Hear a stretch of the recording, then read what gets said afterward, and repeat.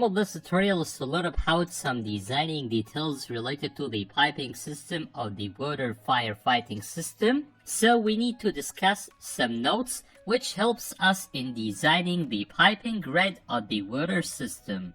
So let's go ahead.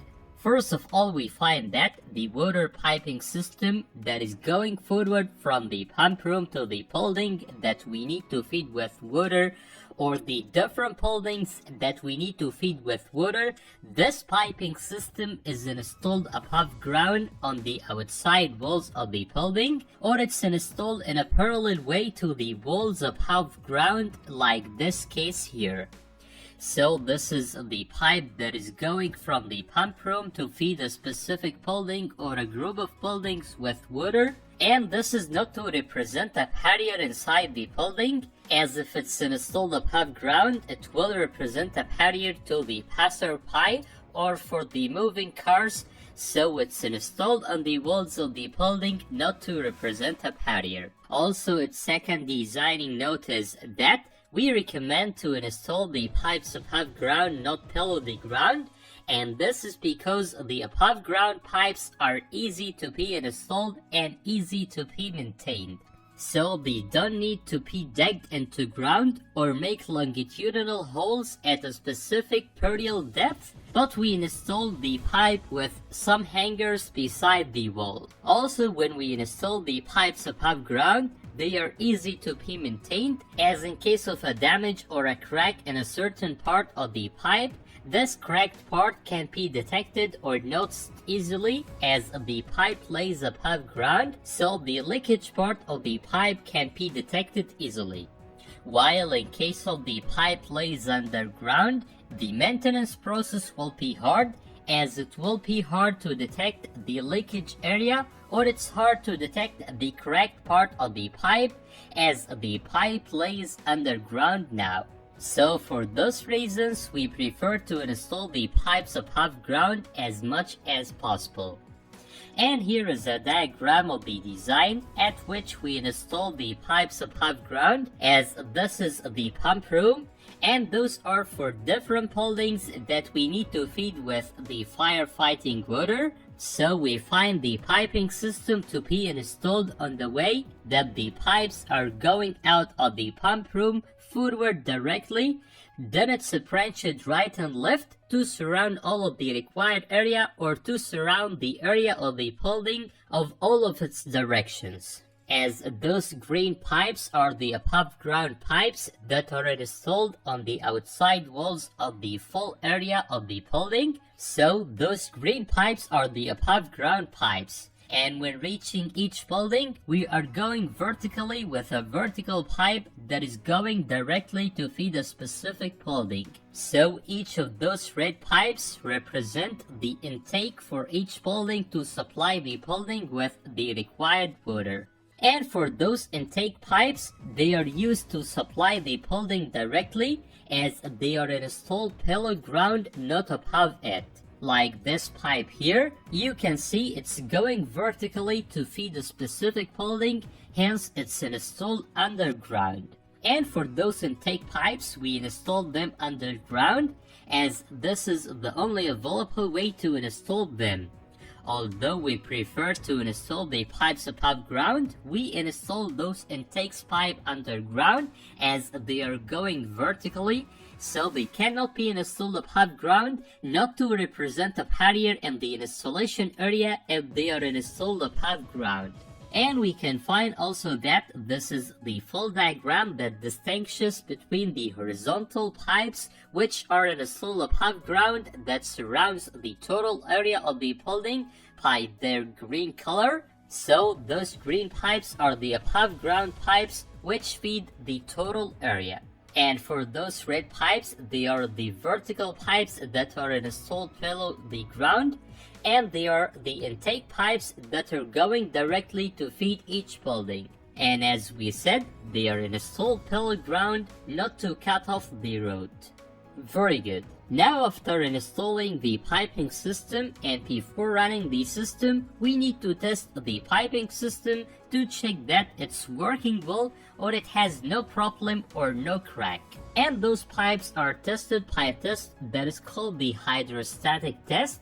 And this hydrostatic test is done by pumping the water inside the pipes with a pressure of 13.8 bar or the rated pressure of the pump plus 3.5 bar. So we set the test pressure with the largest value of the two values, 13.8 bar or the pump rated pressure plus 3.5 bar. And when we pump the water inside the pipes with the tested pressure, we can measure the actual pressure for the water inside the pipes by a pressure gauge. So we install a pressure gauge on the pipes while doing this test, and this pressure gauge is used to measure the pressure inside the pipes. And if it measures the same pump pressure of 13.8 bar, this means that the piping system is having no problem or no leakage, so the test is passed now. On the other hand, if the pipes are having any crack or any penetration, the measured pressure by the pressure gauge will be less than 13.8 bar or less than the rated pumping pressure. So we know that the piping system is having a leakage in this case as the water leaks out of the piping, which results in a pressure drop of the water inside the pipes. So we need to search for the leakage zone and fix it and inspect it. The aim of this tutorial is to continue learning about some designing details related to the piping system of the water firefighting system. So we need to discuss some notes that helps us in designing the piping grid of the water system. So let's go ahead. Now for controlling the water flow inside the piping grid, we use a valve that is called the sectional valve or the isolating valve.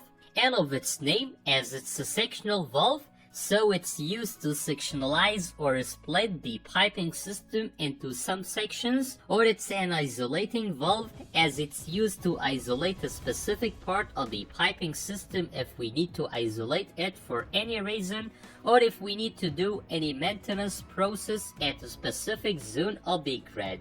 And we use the OS&Y gate valve as this isolating valve. Like this case here, you can see this is an OS&Y gate valve that works as an isolating valve, which is installed on the intake pipe that leads the water to a specific building as a branched pipe underground from the main pipe that lays above ground. So we installed the sectional OS&Y gate valve on the different areas of the piping grid to control the water flow to the different parts of the grid or to isolate a specific part of the grid when it's needed in case of a part of the piping system is having a problem or it's needed to be replaced.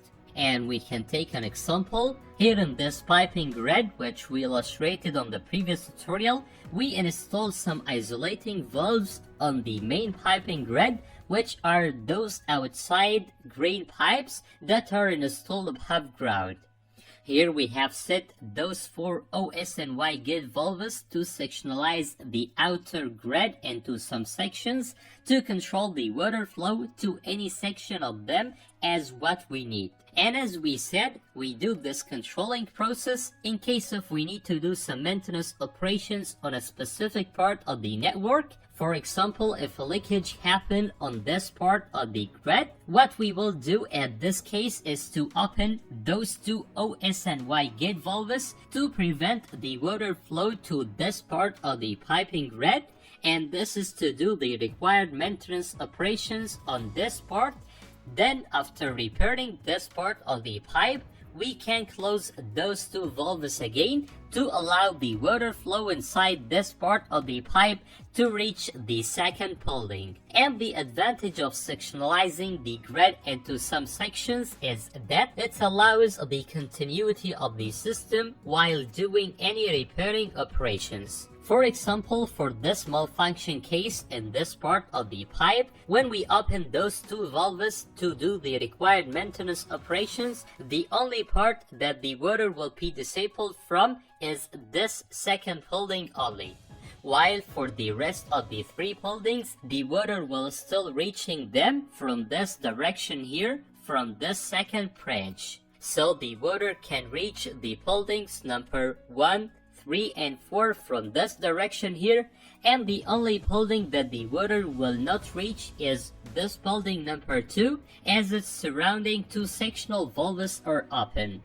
And another example also, if a crack happens at this part of the pipe, at this case we will open those two sectional valves to prevent the water flow from running through this part of the pipe that has a leakage. And after fixing the problem of the pipe, those two valves will be closed again to allow the water flow through this part of the pipe to allow the water to reach the fourth building again. And as a result, the only building that the water will not reach is this building number 4, while we will maintain the continuity of the system for the rest of those 3 buildings while doing the maintenance operation of the 4th building.